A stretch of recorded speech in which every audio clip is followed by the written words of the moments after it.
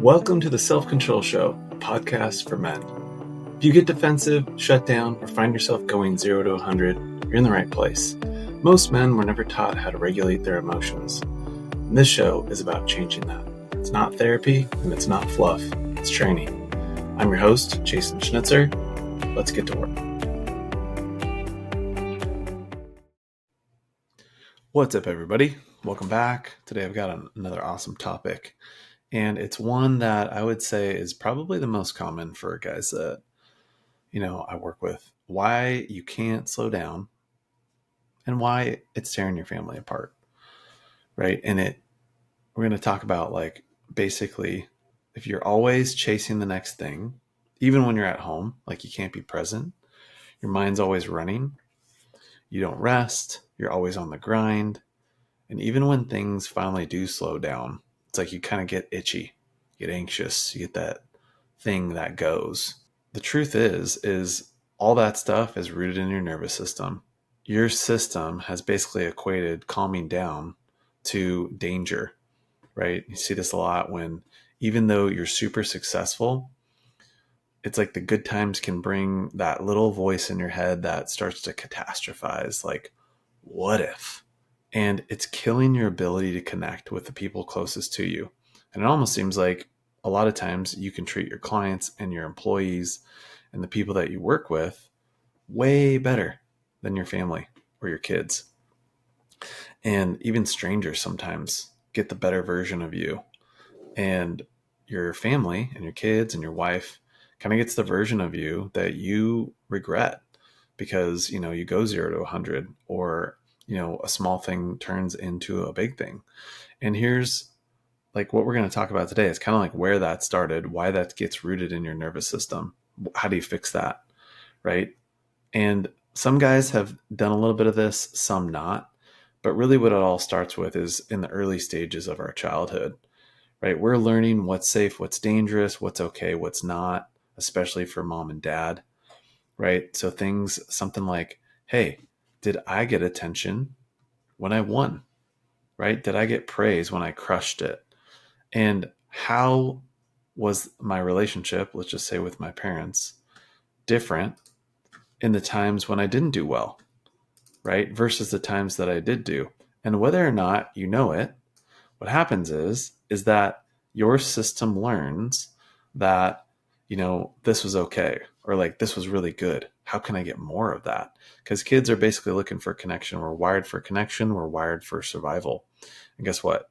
You are too, right? So if your dad wasn't warm and fuzzy, but when you won the game, you got his full attention, you better believe that your nervous system gets wired to seek that out, right? Or for example, let's just say you brought home a B plus, and instead of celebrating that, because let's just say it's in a subject that you didn't like, your parents said, hey, why didn't you get an A? Right? Or it could even be a situation where, your parents didn't even mean to have you questioning your value or your worth. And let's just say you were really good at something, but your little brother wasn't. So they're like, hey, little Tommy, he's just not as good as Jason. So let's make sure that he gets a little more praise for just being him because he can't do those things, right? And you see that and you're like, wait a second, how come I have to do all these things and I can't just get praise for existing, right? And he does. And these are the things as kids with our wiring and as we're developing that we kind of just make up. It could be something as simple as being told not to cry after you lose, right? So you swallow your pain instead of being able to express it. Or for example, you got mocked for being creative or expressive and doing something that wasn't solely and strictly achieving. So you kind of get cut off from play, basically feeling invisible unless you were performing or winning or impressing. Right. And why it's so important to understand your core drive is a part of you believes hey, if I succeed, then I matter. Nervous system wound or the nervous system wiring is basically I'm worthless or I'm not good enough or my value is conditional to what I can do and how I can provide. And that is an itch that no matter how much you do and how much you perform, never can be fully scratched. And practically how that looks is like, and I work with tons of guys like this that have achieved, right? Made more money than they thought they ever could, yet they're still at home snapping at their kids or not being able to be present.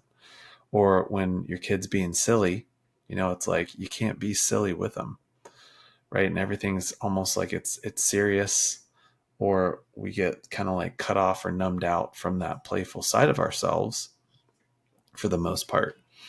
And when we just take a few minutes to settle in and relax, right? Again, the wheels start turning, the voice goes in our head, and then we start getting back into those thought patterns that just take us out of the moment because we're too busy worried about what might happen.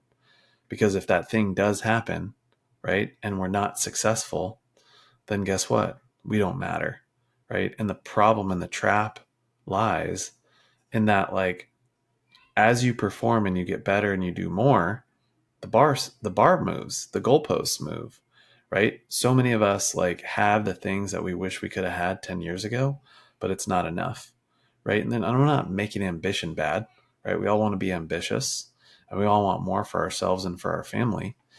But the thing is, we also want to be able to enjoy those things to the fullest and actually be able to be present in those moments.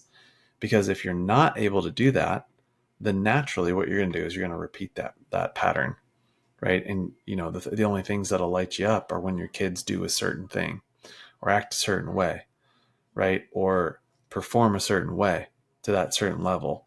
And you have these high expectations of, what they should or shouldn't be doing. And when they don't hit those things, right, it doesn't move the needle for you, just like it didn't for your parents, just like it doesn't for you now. Practically, like if you struggle to be still, if you struggle to be in the moment, you're going to start treating your family like a task list, right? And you're going to check boxes off and want to get right back to the thing. And it's like a family vacation to Hawaii is just like a checklist box. And you're never going to enjoy it. And because that part of you never turns off, right? And you don't realize what that's really costing you, right? Sometimes until it's too late. Or, maybe your wife's pointed it out, like she's feeling, emotionally distant or disconnected from you. Or maybe you start noticing that physical intimacy isn't as frequent or happening as much. Maybe you start to realize it in your wife being critical. And then, you're having resentment because you feel like you're doing so much, but it's never enough. And the truth is that that's not about her. It's not about your kids. That feeling has been there. That driving feeling has always been there. If that's there, then any sort of like you not doing well, for example, your wife being critical, you didn't take the trash out. Well, that can feel like a direct attack because for that part of you, that performing part, right, it's going to base off your worthiness off of like you being able to do something or not. And if there's no room for failure, if there's no room for, and to be able to hear, and if it was never okay for things to not be okay, right? And if what you failing means that you're not worthy, well, like if you fail to take out the trash, it can feel like your whole world's crumbling down sometimes. And that's when we get defensive, we get reactive, right? And these fights start, and then we start avoiding conflict. And what happens usually is like we'll double down and we'll double down into our work, right? Especially for like entrepreneurs or business owners, because like that place is usually the opposite of home in that like, hey, you are performing there. So people put you on a pedestal, people praise you, you're getting that positive feedback. And then you put more in, you get more positive feedback. But then again, that has you being more and more distant and disconnected from people at home, right? And the other thing that can happen from a cost standpoint is you don't realize how much tension you carry for yourself, right? If you're going 100 miles an hour, right, you carry that over into your kids, right? And ultimately, like what that looks like for your kids is like they start to feel that pressure. They start to feel that need to have to earn your approval. And most of the time, when you can't slow down, you have this constant low level anxiety that can turn into higher level anxiety. But when you do slow down, it's like you have this thought like, oh, if I'm slowing down, I'm being lazy, right? And that's ultimately because being calm feels like it's not safe. That goes back to like, if you're not doing something as a kid to perform, you didn't get the connection that you needed, right? So you're like, I need to always be on and doing. Otherwise, I don't get this thing for just being me. And that is exhausting, right? That leads to burnout. That leads to overwhelm, which leads to more burnout, right? And then it's just pattern and then this cycle to where it's like we could have all the things externally that everybody else thinks that, makes life worth living, but then like feel like a prisoner in our own life because we feel miserable. And then guess what? Nobody around you, or less and less people around you, are there to listen to like how bad that sucks, because like you've kind of made it out of like, living paycheck to paycheck, and maybe you've got some nice stuff, but you're pushing further into and onto that lonely island of isolation that nobody understands, right? Because nothing's ever enough, and nothing will ever be good enough, and nobody understands that feeling, that emptiness inside that you still have, regardless of how much you've done, right? So what you need to do is to learn to shift, to downshift, right? The analogy that I like to use is these high performers, they think, oh, I'll sleep when I'm dead, right? It's such like a crazy paradox of modern day hustle culture that doesn't like respect downtime, right? You got to do more and wake up earlier and do the hard things that nobody else wants to do in order to get ahead. And that is true to a degree, right?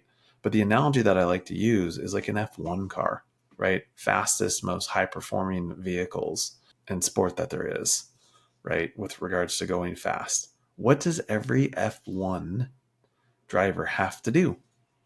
Take a pit stop, right? If you don't take a pit stop, and if you're not conscious about taking pit stops, what happens? Well, you fuck it up for the whole team, right? For your whole family. You blow up your engine, you burn out your tires, right? You actually can't cut the corners quite as quickly. You run out of gas, right? And you screw everybody.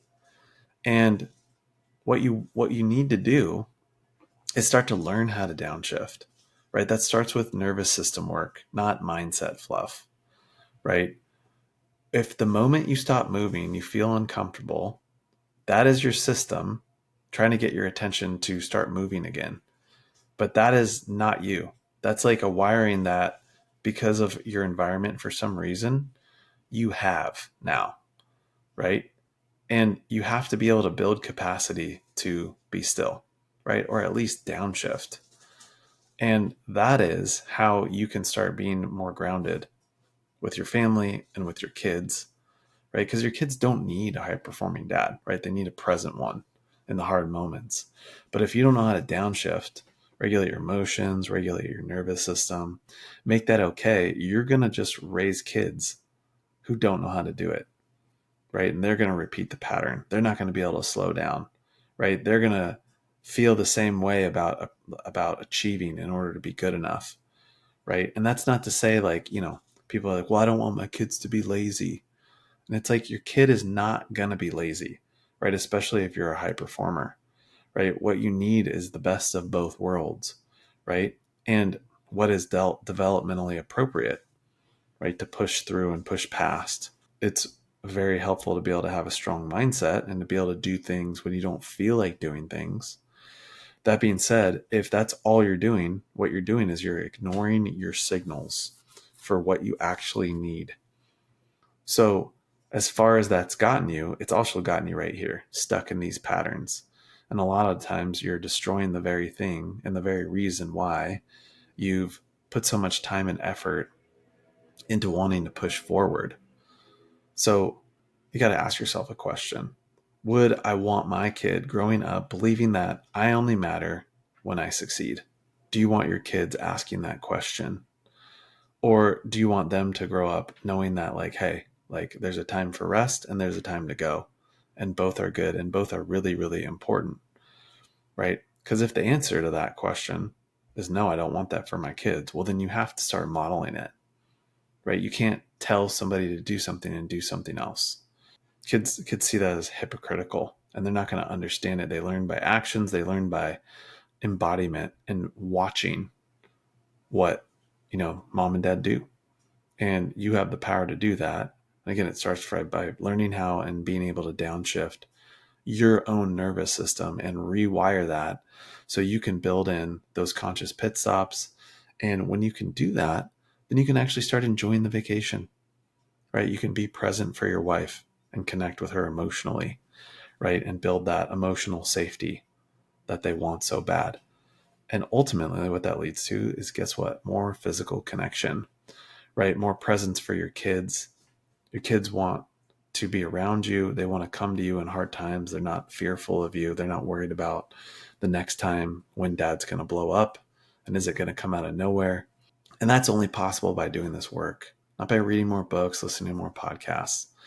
And that's always my call and my challenge for you is like, at what point are you going to say enough is enough and learn these skills and tools? Because they're there for you. It's not like some woo woo thing. This is black and white, tactical, practical stuff that you just don't have in your toolkit that you need to in order to employ this in a way where you can do it at any time, no matter how stressed you are. If that's what you're interested in doing, that's why I offer that complimentary call. So feel free to click the link and see if there's a call time to book. Hopefully this was helpful, shine some light for you, and catch you guys on the next one.